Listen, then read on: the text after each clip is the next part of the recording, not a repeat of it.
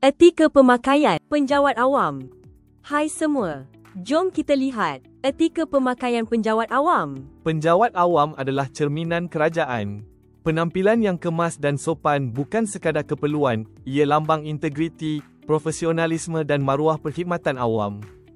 Etika pemakaian penjawat awam tahun 2025 menekankan keseragaman, kesopanan dan kesesuaian mengikut situasi kerja. Ia terpakai kepada semua penjawat awam tanpa mengira pangkat atau jawatan.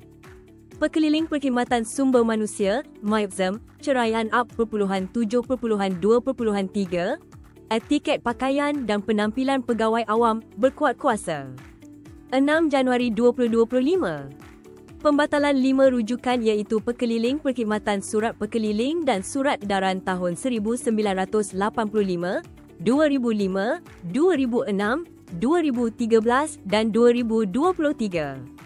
Terdapat penambahbaikan iaitu pemakaian tanda nama dengan jata persekutuan. Antara ketetapan utama dalam pekeliling ini, pemakaian tanda nama, tata cara pakaian, larangan pakaian dan penampilan, pemakaian batik Malaysia dan pakaian tradisional. Berikut adalah tata cara pemakaian tanda nama dan ciri-ciri tanda nama. Bagi pakaian pejabat lelaki, pemakaian pejabat bagi lelaki adalah seperti baju kemeja berkolar dan lengan panjang, seluar slek berwarna gelap, kasut bertutup dan berkilat, tidak memakai selipar atau pakaian menjolok mata. Pakaian pejabat bagi wanita. Pakaian pejabat bagi penjawat awam wanita mestilah kemas, sopan dan sesuai dengan norma budaya serta agama. Beberapa garis panduan utama termasuk: yang pertama, baju kurung, kebaya atau fashion sopan moden iaitu berlengan panjang, tidak ketat, tidak jarang dan juga menutup aurat. Terusnya, suit 2 atau 3 helai. Seluar slek dan blaus yang formal dan longgar dibenarkan. Kemudian warna pakaian harus sederhana dan tidak terlalu terang. Seterusnya, pakaian kebangsaan.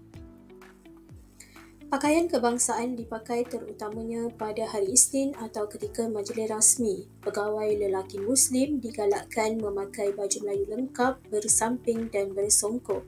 Pegawai wanita pula berbaju kurung lengkap dengan kain dan tudung atau pakaian kaum masing-masing.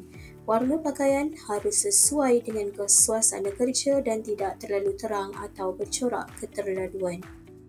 Seterusnya, pakaian batik Malaysia. Batik Malaysia adalah pakaian rasmi yang digalakkan dipakai pada hari Khamis setiap minggu selaras dengan usaha kerajaan memartabatkan warisan budaya tempatan. Pegawai awam lelaki hendaklah memakai baju kemeja batik berlengan panjang, manakala pegawai awam wanita memakai baju bercorak batik.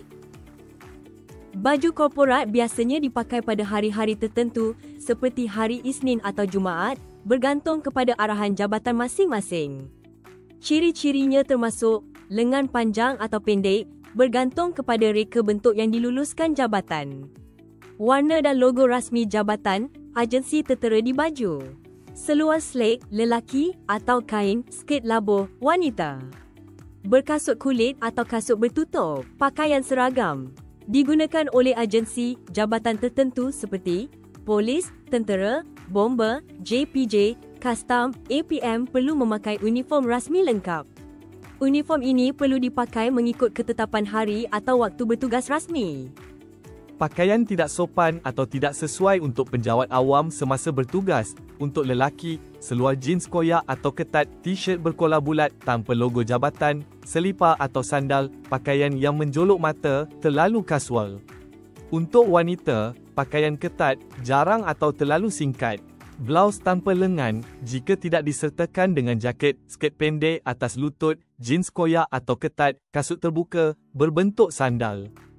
Berdasarkan Peraturan-Peraturan Pegawai Awam Kelakuan dan Tata Tertib 1993, hukuman tata tertib boleh dikenakan terhadap penjawat awam yang tidak mematuhi peraturan atau etika pemakaian boleh dikenakan hukuman seperti di bawah.